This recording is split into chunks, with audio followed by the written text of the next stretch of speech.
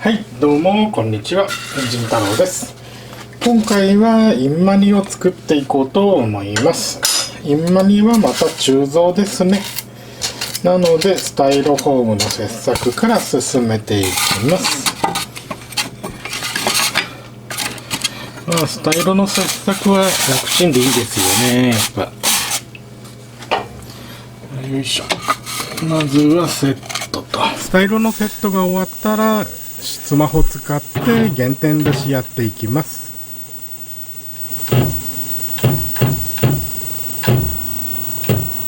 この辺かな。こんな感じですね。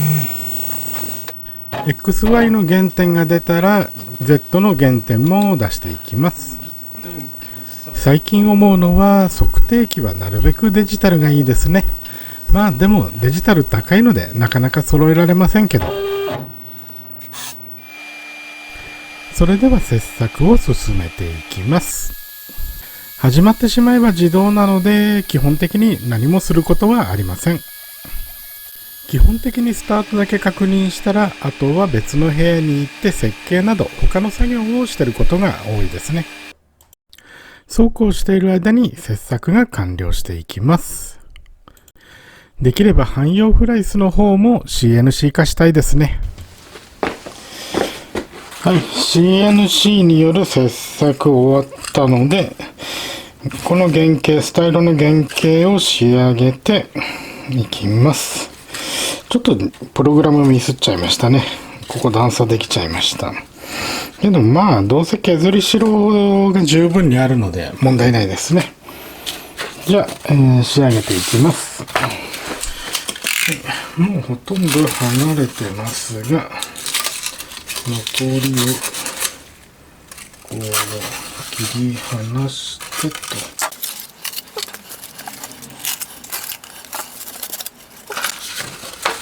これを、モナカのようにこうくっつけると。今回はこんな格好の部品になる予定ですね。でこれともう一個キャブ側のフランジをつけた状態で鋳造をしますね。とりあえず毛羽だけでも先に取っちゃいますね。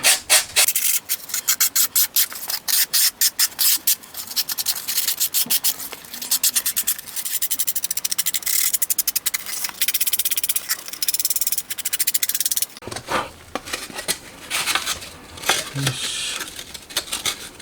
これをモナカみたいにくっつけると。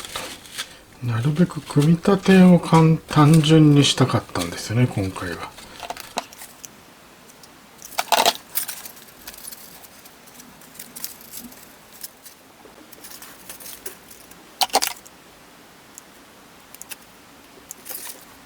そしたらこの継ぎ目を埋めるようにで温度コントロールしたハンダで温度を80度程度に設定したハンダゴテ使って目地の部分をきれいに埋めていきます。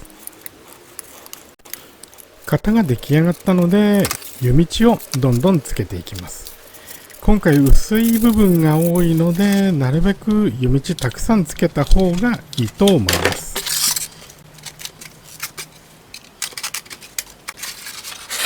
湯道全部つきました。ここにエンジン側のフランジ一緒にくっつけておきました。これでまあ回ると思います。それよりも怖いのは、漆喰をきちんと塗れるかですね。漆喰さえきちんと塗れれば大丈夫だと思います。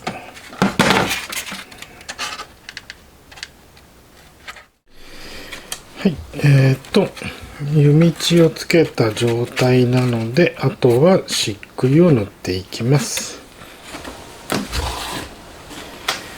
はい、まずは、湯道をつけた型に中性洗剤薄めたものですねを吹きかけます。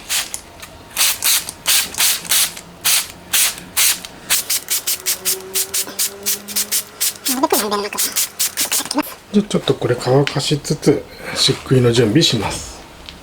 漆喰は空気に触れないように保存しておけば意外と大丈夫ですね。ただ、上澄みの部分水が出ちゃうので、よく攪拌しなきゃダメです。はい、今回は本当は刷毛塗りやりたいですが、特に奥の方はちょっともう湯道が邪魔して刷毛入らないので道具付けですね。その後エアブローしてなるべく全体に回すようにします。エアブローする理由はなるべく全体に回したいのと、あとできるだけ薄付けをしたいっていうのがあります。あまりしっくり厚くつけると乾燥した時にひび割れて鋳造不良を起こすことになります。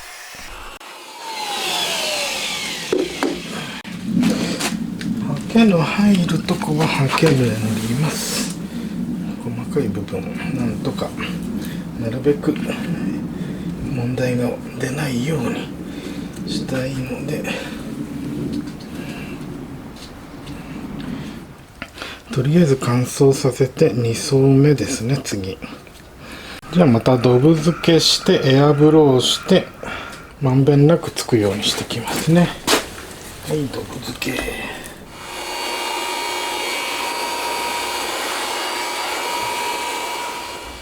よし、2層目終わりましたね。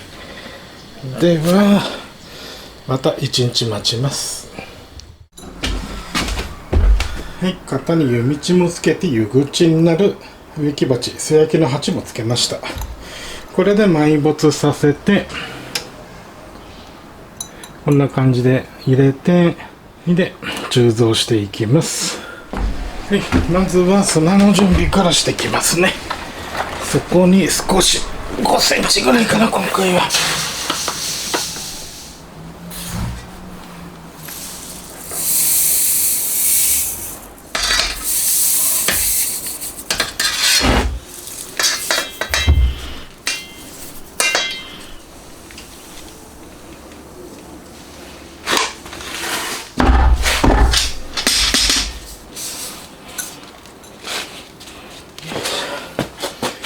たらバイブレーターでよ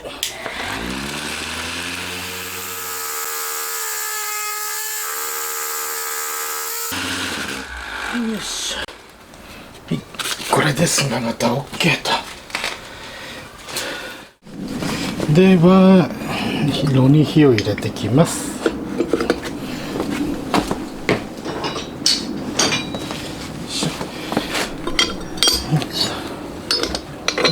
こんなもんかな。では点火と。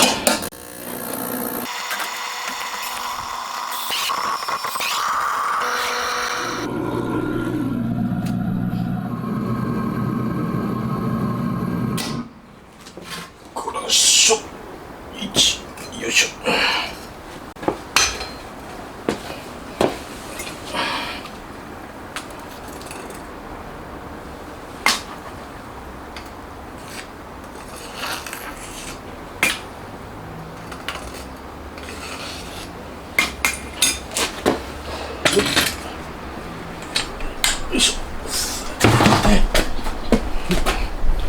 これで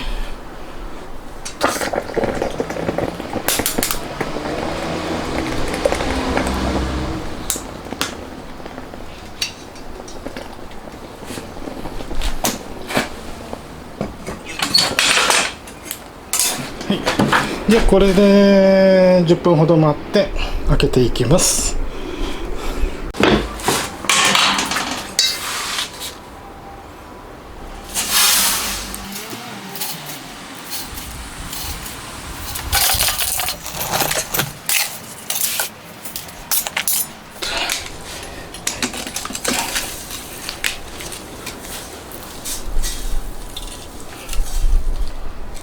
うまく入ってくれたかな。結構入ったっぽいな。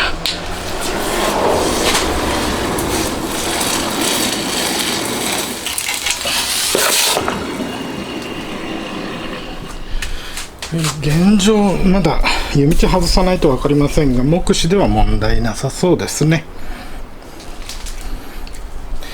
じゃあ乾かして湯道を外していきます。それでは湯道を切っていきますが、今回は数をたくさんつけたので大変です。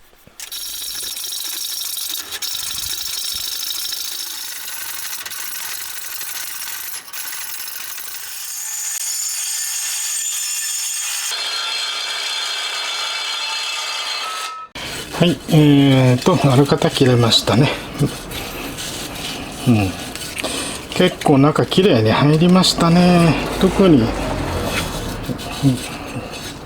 はみ出しちゃったとこはほぼないですね。ちょっとあった。この辺ちょっとはみ出してますね。でもまあ、おおむね OK ですね。軽い。で、これが最終的な溶接でくっつけると。こんな感じで。そういうインマニですね、今回は。湯道の出っ張りを今のうちに落とせるだけ落としておきます。はい、綺麗にしてきました。バリもとりあえず取って、あとこの柱は後で除去します。が、まずはこちらのパーツですね、を仕上げていこうと思います。今回2つのパーツに分けたのは、なるべく形状をシンプルにしたかったので、こういう形状になりました。当初は頭頂でパイプ引く予定でしたが、やはり難しい。多分加工できないというのが途中で分かったので、じゃあ、ということで、なるべく可能な限りシンプルな形状というのをデザインしてみました。これでうまくいってくれればいいですけど、どうでしょうね。エンジンかかるかどうか。まずそこですね。エンジンかかってくれればもう言うことはないです。正直、鋳造品なので、きっちりとははまってくれないんですよね、綺麗には。ある程度でよしとしましょう。基本的にスコープ合わせですね。それしかないので。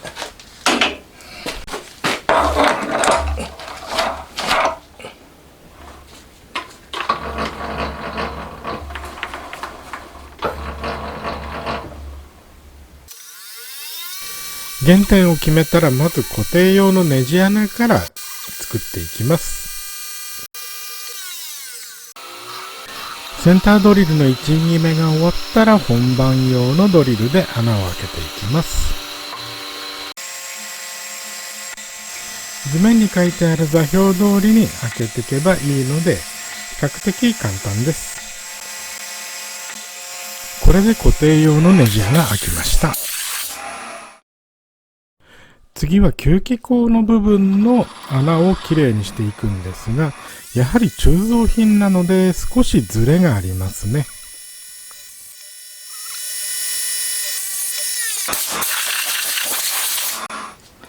はい、これで穴開けは終わりました。あとは表裏の表面を1枚削ってい肌を取っていきます。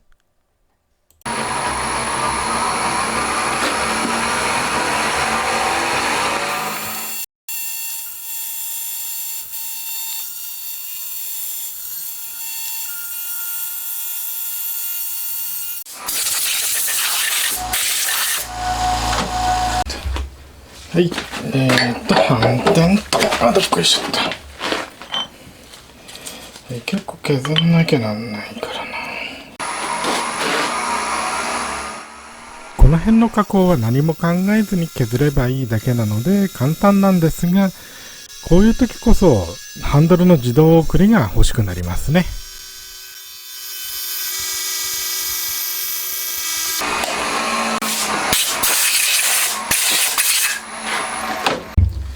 これで両面きれいになりました。こちらがエンジン側、こちらが、マニホールド側ですね。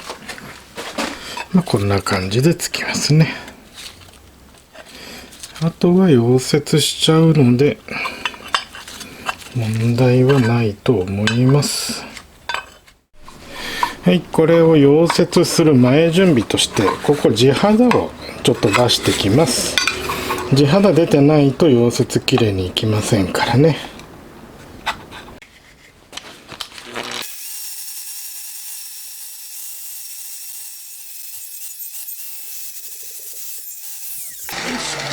こんな感じで地肌全部出ましたね。あとはこれをくっつけていけば OK です。それでは溶接を進めていきます。アルミ溶接も最近はだいぶ慣れてきましたが、まだ条件がちょっとでも悪くなるとうまくいかないですね。なかなか難しいものです。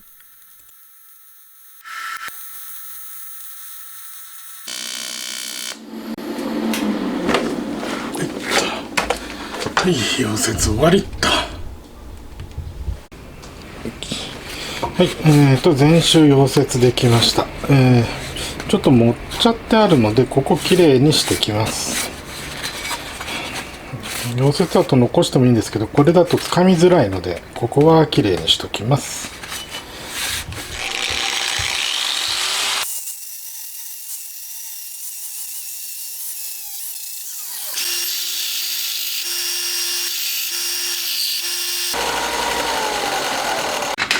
よし、だいたいできたら、プライスに戻ってここやっていきます。出して、あとはキャブレター側の穴開けをやっていきますが、こちらも減点の出しにくい形状なので、スコープによる減点出しとなります。2分の1で、ほいっと。これで中心が出た。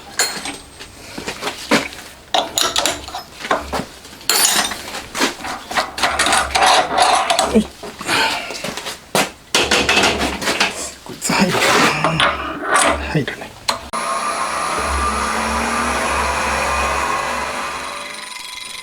結構無理のある掴み方してるのでちょっと怖いですね。なので結構切り込みを浅くしながらゆっくりゆっくりやっています。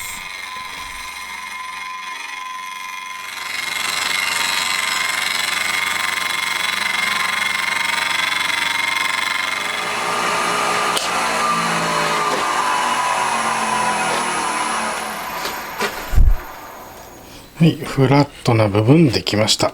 あとはキャブの取り付け穴ですね。開けてきます。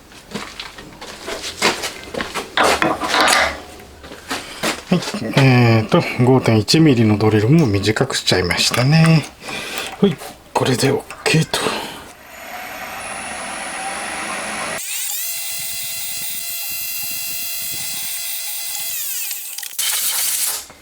最後にタップを立ててキャブ側の加工終わりですね。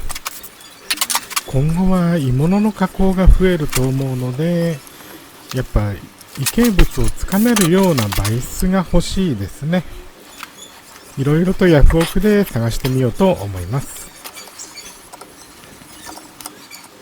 これでタップ穴開きましたね。はい、残りプレート側は穴を開けたんですが、こっちは穴開けをやってないので途中までということになってますので、あとはこれを貫通させて終わりです。はい、あとはもう手動で開けていくしかないですね。ガイドになる穴は開いてるので、まあそんなに難しくないと思います。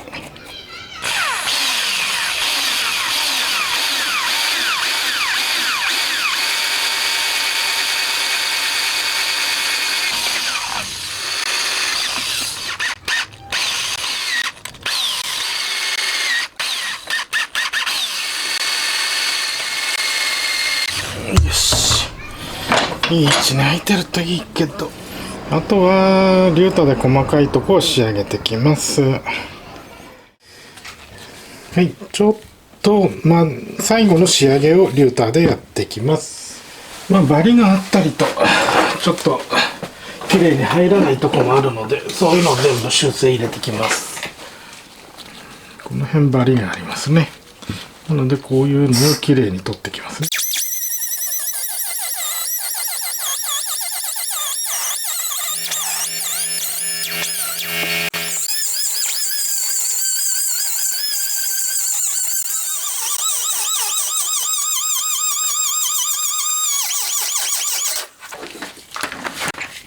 全部にネジちゃんと通るようになりましたね。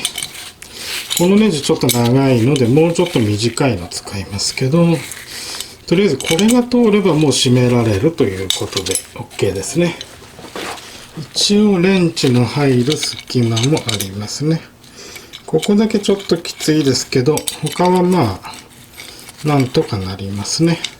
はい、これでマニホールドおおむね完成ですね。あとはネジをつければ OK なんですが、キャブはこんな感じで作っていく。穴の位置も悪くはないと。はい、あとはこれ本体へくっつけてみますね。エンジン本体への取り付けです。今の段階では仮止めというかフィッティングだけなので、特に機能的にはどうこうということはないですけど、正直な話どうなんでしょうね。本当は盗聴で作りたかったですけど、なかなかやっぱスタイルを削るとこまではできますが、その後の組み立てが難しいですね。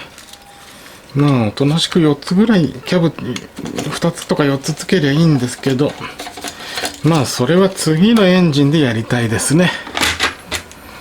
これに関してはもうとにかく今は回ってくれさえすればいいという考え方なので、こちらが以前のキャブレター、マニホールド、こちらが新しいマニホールド。キャブをつけた時の長さはだいたい同じぐらいですけど、ちょっと新しい方が短いには短いですね。キャブが横向くので、これがどういう効果を生むのか。こことここは問題ないでしょうけど、こっちが吸い込みにくいんじゃないかなとは思いますけどね。エンジンかかるはかかると思います。ダメならまた考えましょう。これは。取り付けに関しては以前よりだいぶ楽になってるはずです。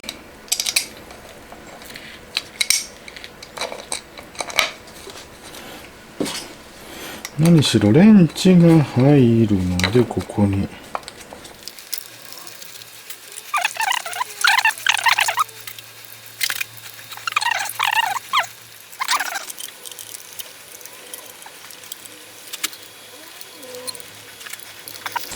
いいね。